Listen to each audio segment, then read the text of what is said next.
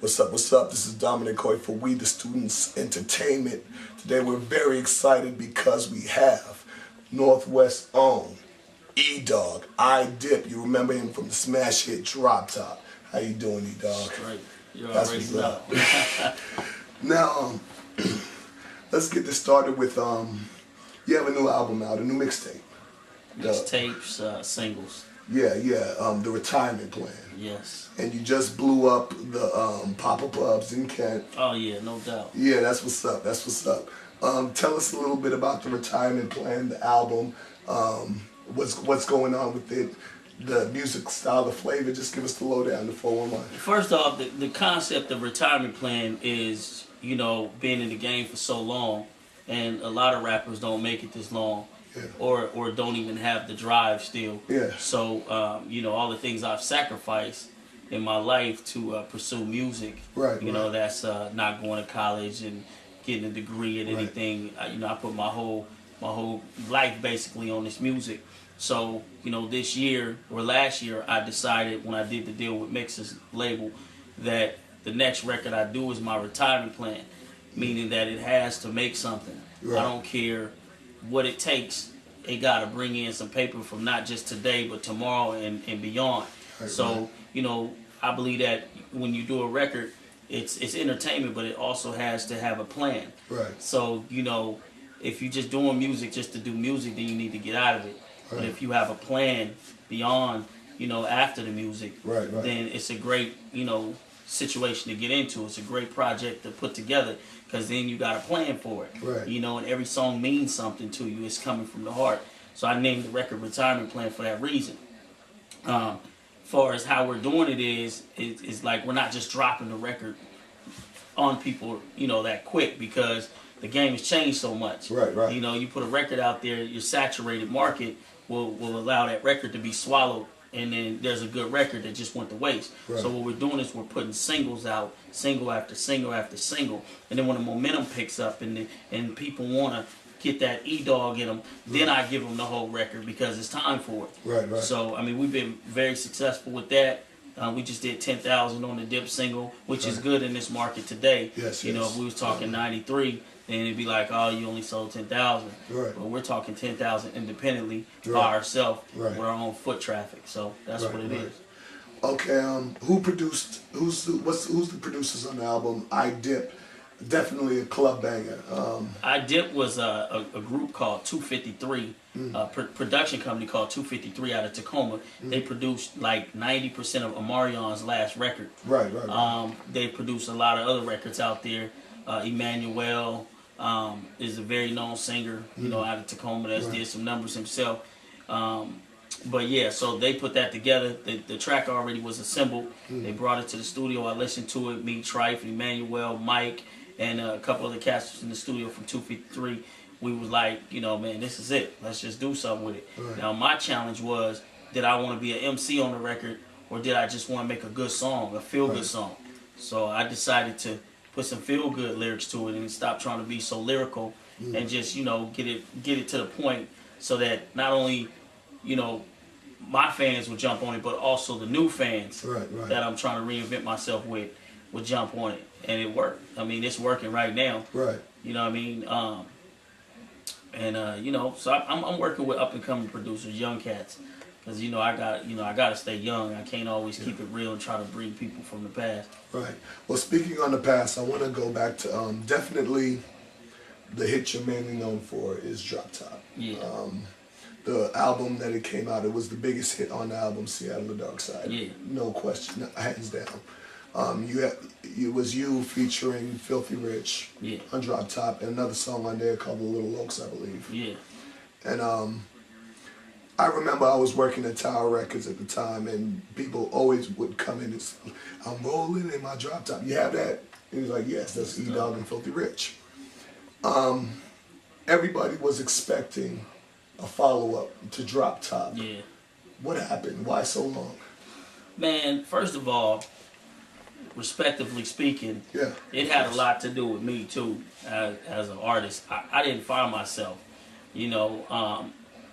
It was like back then I was rolling with Mix's entourage so tough Right. You know, it was all about mix. That's what our goal was. Right. Is to go out there, do shows, and to get paid, and to come home and brag about it, and you know, live the life. Right. And you know, when you're going to the Grammys and you're on Arsenio and you're doing these things, you're forgetting that it's not your walk. You're just part of the walk. Right? So you get caught up in someone else's fame that's not yours.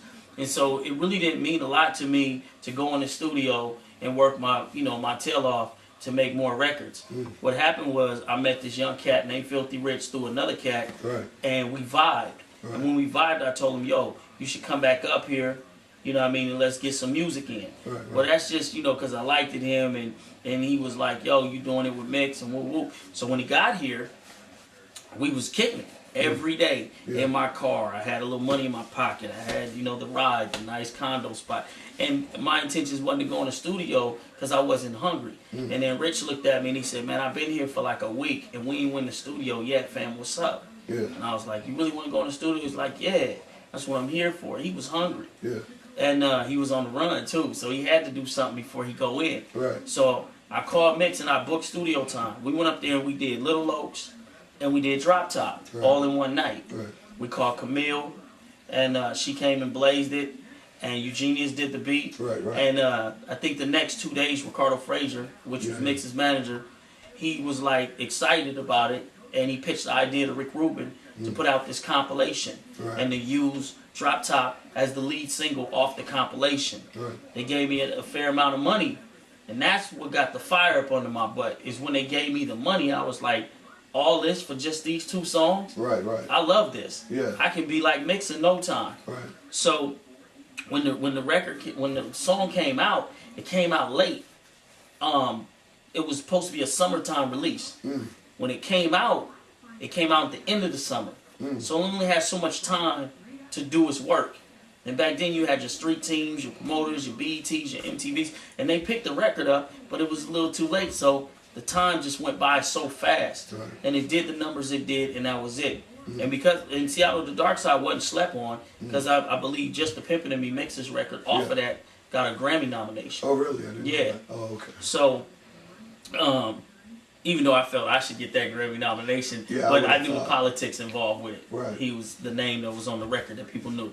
So after that, during the process of the single, Rick Rubin, it came to his attention that, wait a minute, we're moving too fast.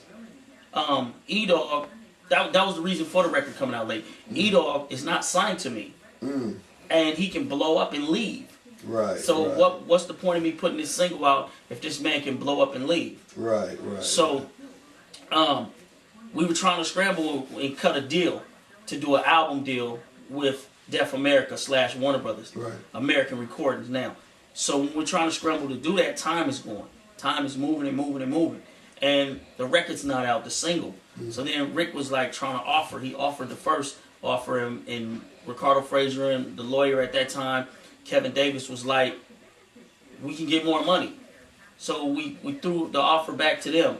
They came back with, okay, Rick just want to hurry up and get this deal done so that we can move on and put this single out. So then the lawyer decided, well, man, you know, you got to live, eat, you got to do this, pay your bills, you know, promote this single. We think you should get more money. So it got pitched to to Def America again, and it took a minute. And I kept saying, man, yo, what's up? You know, now I'm secure because I'm like, yo, I'm getting this offer. But then all over, it seemed like it happened overnight. There was no response, and then they came back like, Rick says, forget it, let's just do the single deal and move on.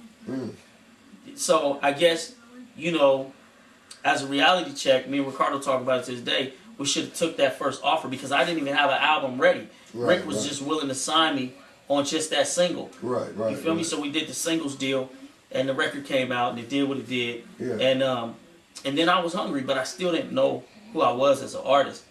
You know what I mean? Drop Top was cool, but I was like so talented, like I can do different styles and all kinds of things. So I was trying to find myself. And if you listen to the old Mix-a-Lot records, Daddy's Home and the one before that, You Can't Slip, on the flip side of Baby Got Back, me and Mix did a single called You Can't Slip. Oh, wow. And when you listen to that, you'll know, man, who is this? You'll be asking yourself, who is this? Who is this?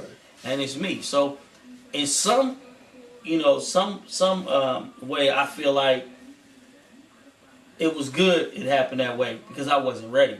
Right. Now, I'm ready. I know who I am. I know what I want people to know about me. I know what I want to deliver. So ain't no stopping me. It took a minute, but hey, age is a matter of a mind. If you don't mind, it shouldn't matter. It's all about the talent. So I'm on that right now. That's where I'm at. Yeah, what's up? It's Stevie OG in the house for the 9 tray. I got my homeboy Filthy Rich in the house from the O. What's up, partner? Oh, you know, I'm just kicking it. Got the dank, got the drink, got the bank. It's all good. Plus the hot weather. What you wanna do today? Oh yeah, you already know. Drop the top and let's roll on these food. Creep with me as I roll through the hood. Triple gold D's, drop top up to no good. Much skizzard, switches for the 3-wheel motion. Getting food sprung while I'm coasting. Got my 9 Glock for the jackers. Nickname me D.O.G. a gat pack up. While little things happen, so I gotta watch my back. Can't get caught slipping cause I might get attacked by a fool trying to steal my rims. Shoot him in the dome and give him a little head trim. And then I'm outie, cause 187s will get you locked up. And I ain't about to take that route cause it's effed up. So buck up, beware of the owner of the vehicle. Creeping real low in the 1964. Bumping the oldies from my homie Rick James. Playing I'm in love with Mary Jane. Top down, looking around for some Hemis. First stop, 7-Eleven for some Jimmys. Proper, funky in my system. Cranium bouncing, swaying to the rhythm as I'm rolling in my drizzer. Rolling in my drop top. Stop rolling in my drop top. Do do do do do do do. Rolling in my drop top, and I don't wanna stop rolling in my drop top.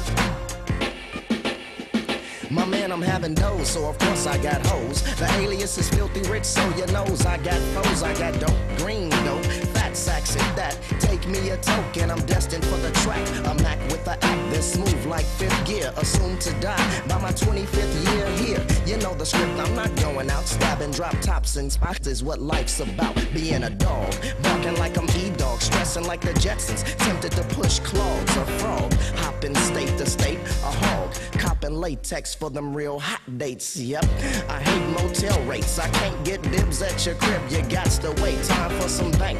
Push up on the teller for some 20s. Press up on the phone, ready to bone some slimmies. They know the time. Tell a friend bring some ends. What kind of friends? Let me see. It depends. I press send. Connect with the K9 plot. Sun's beaming hot. Drop the top. Hit the main line and I'm rolling.